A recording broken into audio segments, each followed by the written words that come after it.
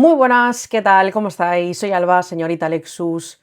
Hoy quiero charlar con vosotros acerca del London City. Y hace un tiempecito que no hablamos de dicho club por aquí. Y aprovechando que ha salido una noticia relacionada con el mercado, en concreto con el Barça, con Mapi León, voy a aprovechar para tratar un tema que me había quedado pendiente y que puedo meter en este vídeo porque creo que viene a colación.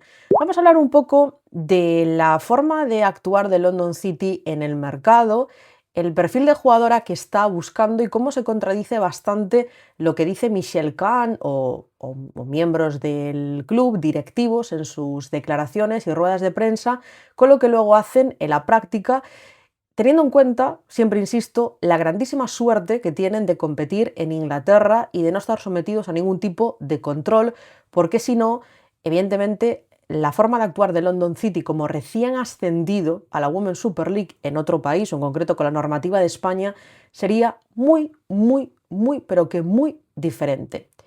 Vamos por orden.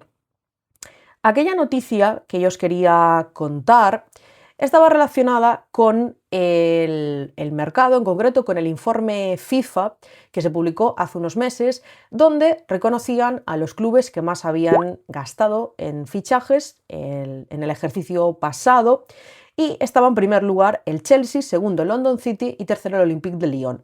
Recuerdo que a mí se me tiene dicho de todo y se tiene puesto la gente muy nerviosa cuando digo que esto se ha convertido en una pelea de dos millonarios, esencialmente. También ahora podemos involucrar sobre todo a equipos de la liga estadounidense. Se me decía que no, que había que invertir palabra clave, y que para nada estaba descontrolado, ni se pagaba más de lo que se generaba, ni nada de esto.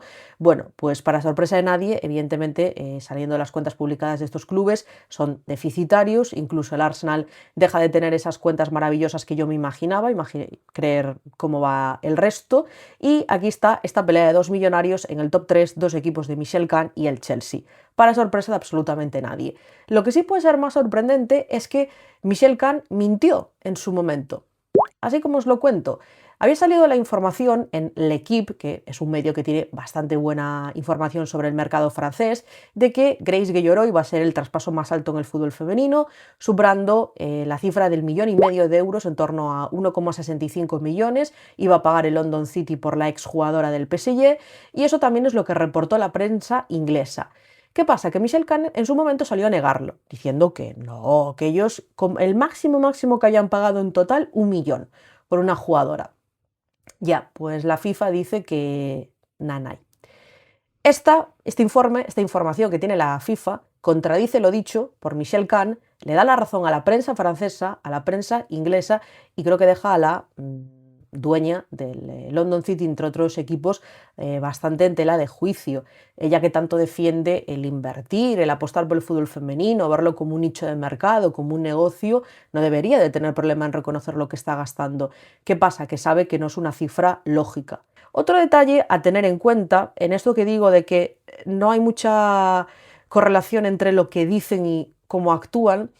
En diciembre del año pasado despidieron al exentrenador, despidieron a Jocelyn Precher de forma, diría que bastante sorprendente, ¿no? Porque me pareciera un entrenador espectacular, porque estaba en una posición cómoda de la tabla. Creo que en ese momento el London City estaba sexto, más o menos, habiendo, como digo, ascendido en la temporada anterior. Y decían desde el club que es que buscaban una nueva dirección más a largo plazo. Lo que a ti te invita a pensar esto es que tienes un proyecto seguramente joven, que necesita tiempo, que se tiene que asentar en primera división y, bueno, ir tomando pasitos hacia adelante poquito a poco, sin prisa. Eso es lo que yo entiendo, al menos, Alba, con un proyecto a medio largo plazo. Pero luego ves lo que gastan en el mercado, lo que pagan a las jugadoras, ciertas declaraciones, vamos a comentar ahora, de directivos del club, y no cuadra eso. Hace también unas semanas, en una especie como de convención que debía haber donde se habló del fútbol femenino, estaba Martin Siemens, el CEO de London City, y decía lo siguiente. No es comedia esto, ¿eh? No es un chiste que esté yo hoy esta noche muy graciosa. Cuidado. Hay que controlar la inflación de los salarios. pero creemos que si traemos a las mejores jugadoras aquí, entonces los fans nos seguirán y bueno, que aumentarán los ingresos. Que London City hable de controlar la inflación es café para cafeteros, desde luego.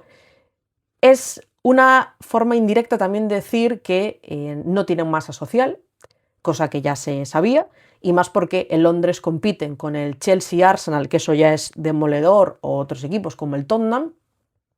La forma que tienen para atraer esa masa social nueva es a base de nombres, intentar traer a jugadoras populares que puedan arrastrar a fans de esas jugadoras individualmente para seguir al equipo, porque no tienen historia, no tienen su grupo, su pasado, y además no están vinculados con un equipo masculino, que eso también evidentemente influye mucho. Y mira que en Inglaterra se sigue el fútbol femenino, y más en una ciudad como Londres, pero la competencia interna que tienes es altísima. Entonces, la base del proyecto es jugadoras populares, jugadoras conocidas, jugadoras con caché individual, digámoslo así, y a ver si eso llama la atención al seguidor neutral o al que sea muy fan de estas jugadoras o lo que sea. Y aquí el sobrepagar evidentemente es clave. La cuestión también es que hace un rato el periodista Dom Smith publicó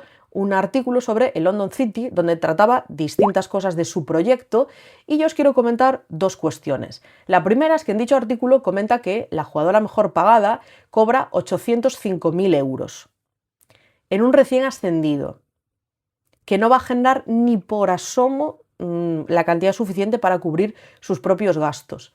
Y se lo puede permitir, repito, porque no tienen control alguno. Me vienen muchas veces aficionadas de X jugadoras, obsesionadas con X jugadoras, que les obsesiona a su vez lo que yo digo, a decirme que es que yo querría que el Barça actuase así. No, no os equivoquéis. Yo no quiero que el Barça actúe así. Yo quiero que todos estén sometidos a la misma normativa, que juguemos todos con las mismas reglas. Y a partir de ahí, que gane el mejor y el que se gestione con más inteligencia. Si tuviesen esas normas en Inglaterra, o en Francia, o en Estados Unidos, estoy convencida que Michelle Kahn a lo sumo tenía un equipo de fútbol femenino, a lo sumo, siendo generosa. Pero como puede tener 3 o 4 sin consecuencia alguna, y donde da igual si ella misma pone de su bolsillo 10 millones, 20 o 60, pues ancha es Castilla. Y así es mucho más fácil operar, evidentemente. Ahora, a mí no me van a colar que esto es una estrategia divina, una apuesta sin precedentes, una persona que ha adorado toda su vida el fútbol femenino. Ella misma reconocía que hace unos años no sabía ni quién era Messi, o sea, debe tener los mismos conceptos de fútbol que yo de hockey. Y evidentemente su forma de trabajar y de convencer es con talonario, que no tiene que ser necesariamente una crítica, pero seamos sinceros, vayamos de cara. Milonguitas no me cuentes. Cobrando más de 800.000 euros, alguna jugadora en la plantilla de un recién ascendido, evidentemente se convierte en un proyecto muy atractivo para cualquier jugadora en general, pero sobre todo para jugadoras que están en sus últimos años de carrera. Y el London City tiene a muchas jugadoras veteranas, tiene a muchas jugadoras jóvenes que no van a otro equipo élite, digamos, y tiene a muchas jugadoras veteranas que están un poco ya al final de su carrera, pues como era Sofía Jacobson hasta este mercado de invierno, Van de Donk, Alana Kennedy, no me va a salir Linari, etc.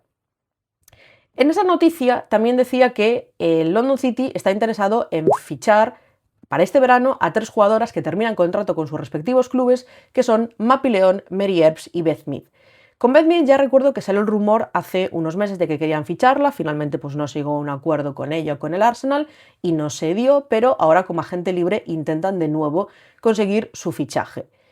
La verdad es que no me sorprende ninguno de los 3, cuadra muchísimo con la forma de trabajar de London City, con cómo está haciendo las cosas también Markel Zubizarreta. También soy de las que cree que a la mínima le puede dar la patada a todas las jugadoras mayores de 30 años, como ha pasado este verano anterior en el Lyon, que se han ido la mayoría de jugadoras veteranas así de sopetón, no sé, 7, 8, 9 salidas en un mismo verano, pero sí que me cuadraría que fuera por estos 3 nombres que si algo tienen en común es que son muy populares. No voy a reproducir todos los comentarios o ciertas palabras despectivas que he leído, pero en esta publicación la mayoría de mensajes que vi iban en la línea de han hecho el scouting a través de TikTok, os juro que esto no lo dice Alba, lo decía la gente, el equipo para retirarse, van a conseguir ser el equipo más odiado, menos querido. No eran mensajes muy alentadores. Yo creo que con esta estrategia quizás consiguen eso, en vez de más aficionados, conseguir más detractores, más haters. Pero bueno, veremos a ver. Sobre todo lo pienso por el caso de Mary Earps. Mary Earps, con su libro, con toda la polémica con la selección inglesa, ha quedado muy señalada en Inglaterra. Creo que volver también va a ser un ejercicio para ella a nivel mental, que su equipo, el que fue su equipo, el Manchester United, ni siquiera creo que la afición tenga un buen recuerdo de ella por todo lo sucedido. Imaginaos con el Chelsea, teniendo a Hannah Hampton en sus filas. Creo que sí, causaría desde luego mucho revuelo y daría que hablar, pero no creo que para bien. Habría que meditarlo. En el caso de Mappy, me cuadra, la verdad. Me cuadra quizás verla más en Inglaterra que en Lyon, sin saber exactamente cuál puede ser su decisión al final. Lo último que salió aquí en clave Barça es que le harían quizás una oferta a la baja.